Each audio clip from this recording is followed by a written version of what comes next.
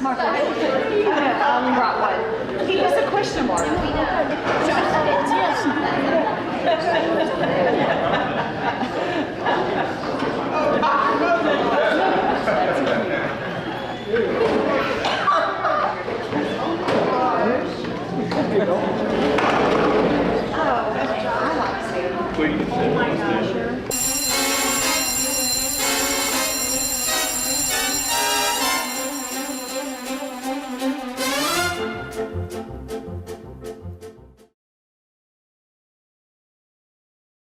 Grayson, it's so good to be back here at Grayson College to see all of those wonderful faces.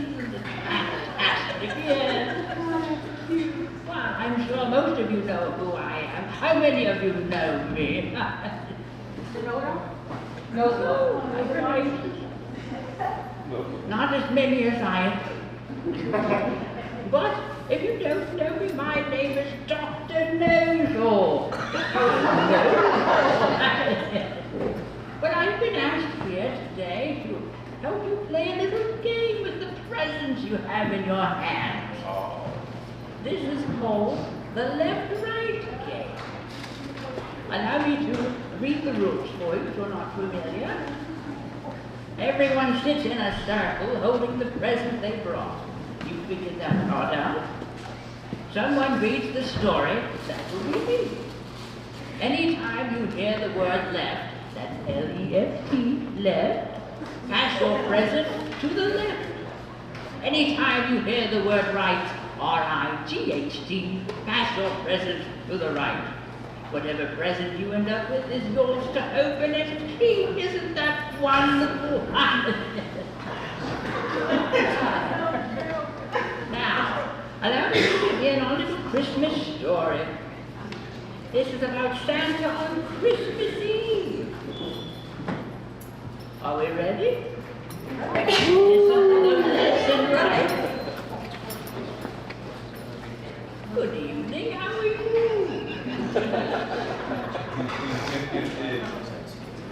All right, dear.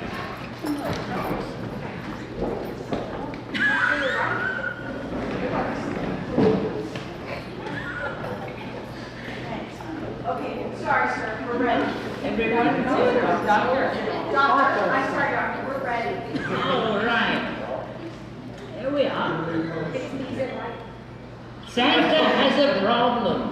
He's lost his Santa sack and can't remember where he left it. This is no ordinary sack. On Christmas Eve, Santa ties his sack right on top of his sleigh and sets off to deliver the right gift to the right children. Every time he gets to a new house, the gifts for the children in the house magically appear in the sack right in time for him to hop down the chimney. Since he's had the special Santa sack, he's never lent a gift behind. Santa calls the head elf Snowflake. He's Santa's right-hand man. It's time to go right now. But my Santa sack, says Santa. I don't know where I left it. Where did you last see it, asked Snowflake? Right here by the sleigh, said Santa. Well, it's not right here anymore. You must have left it somewhere else. And you better find it right now. But that's the problem. I have no idea where I could have left it, said Santa. Right now, everywhere you look, hold it right there. What are you people doing? I said, right, W-R-I-T. Not right, R-O-G-S-T. What an excitable bunch you are. So Snowflake told him to write that down. And I'll get the other elves to help us look right away. Santa made his list, and Snowflake called the other elves over to help. Snowflake pointed to elf number 1. Okay, you need to check the cocoa corner. Right, said elf number 1. What's the fastest way to get there? Go straight through these doors, then take a left at the candy cane passage, then right at gingerbread lodge, then another right at the cooking kitchen. Start looking right now. Right you are, said elf number 1, and he left to look. Snowflake turned to elf number 2 and said, go check the workshop for Santa's set, and take the shortcut. Go left, right past the sled garage, and open 5 doors on the left. Take the one that's right next to the one on the furthest left.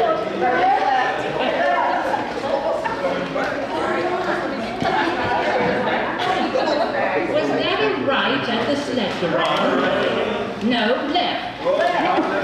Left? That's right. Snowflake checked Santa's list again and pointed to elf number 3. Right. Santa's bathroom. Bless his Santa back there. But you never know, right?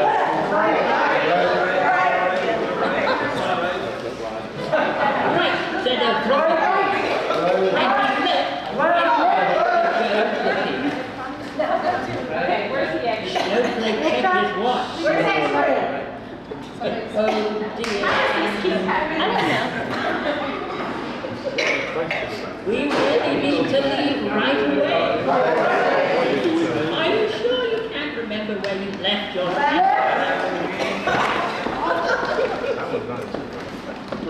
Santa shook his head from right to left. And then from left to right. I wish I could remember where I left it. What are you going to do? Christmas cookie ruined. I can't stand to think of all the children waking up tomorrow to the wrong presents. I need that sack to make sure I deliver the right gifts to the right children. You're right, said the elf. This is getting serious. There's only one thing left to do. It's time to call in reinforcements. Snowflake pulled out a walkie-talkie and pushed the right button to activate the loudspeaker. We have a code red, Snowflake said on the loudspeaker. Santa has left his sack somewhere on the premises, and we need to find it right away. I repeat, Santa has left his sack, and we need to find it right away. It is imperative that the right gifts stick to the right children. So please start looking and make sure no stone is left unturned. If found, deliver the sack to the sleigh right away.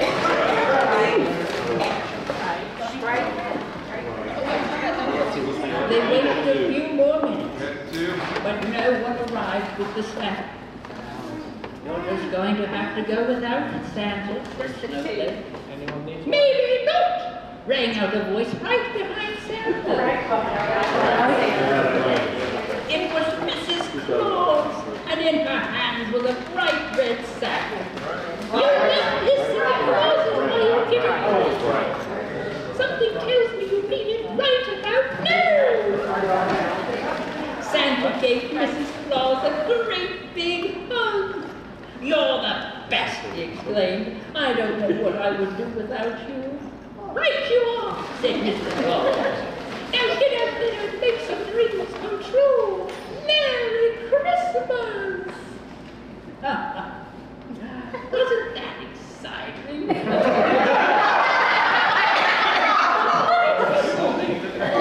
A little messy, but I think you got the point. Do you like the present you ended up with?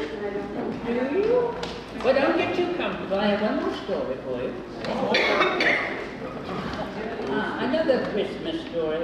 This one's a courtroom drama. How many of you love courtroom dramas? It's so exciting. The title is Suing Santa.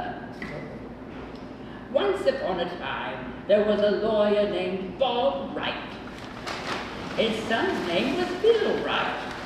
And together, father and son started their own law firm named Wright and Associates. Bright Knight and Associates was famous for lodgings that left people penniless. They left the Easter Bunny penniless when they sued him for the rancid eggs he left in a child's basket. They left the Tooth Fairy penniless when they sued her for the insufficient compensation she left under a child's pillow. But the biggest target of all was still left, Santa Claus. He too would be left penniless if everything was right.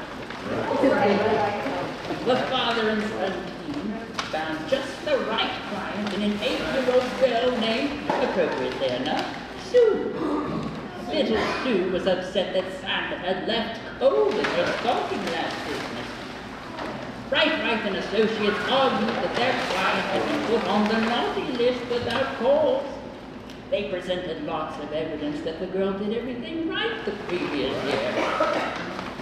The only thing left was for Santa to testify. Jingling all the way, he marched right up to the witness stand, raised his right hand, and swore to tell the truth.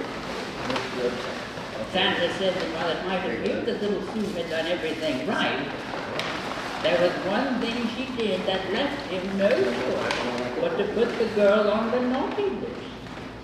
This can't be right, protested Bob Wright. We left no stone unturned in our investigation, said Bill Wright. All this courtroom drama left Sue shaking with excitement. All right, confess. On Christmas Eve, I got up in the middle of the night and ate the cookies that were left for Santa. I didn't think there was enough time left to be put on the naughty list.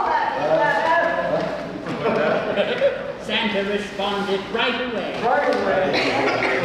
Ho, ho, ho, little Sue. I keep the naughty list in my left pocket at all times so I can make revisions on the fly.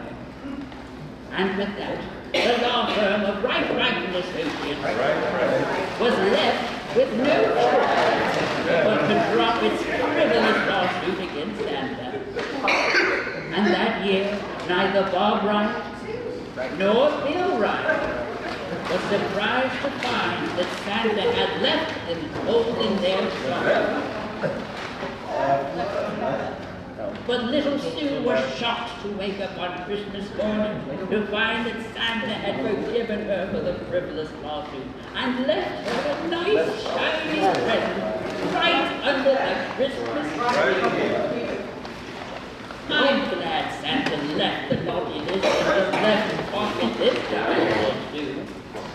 Now let's see what he left me.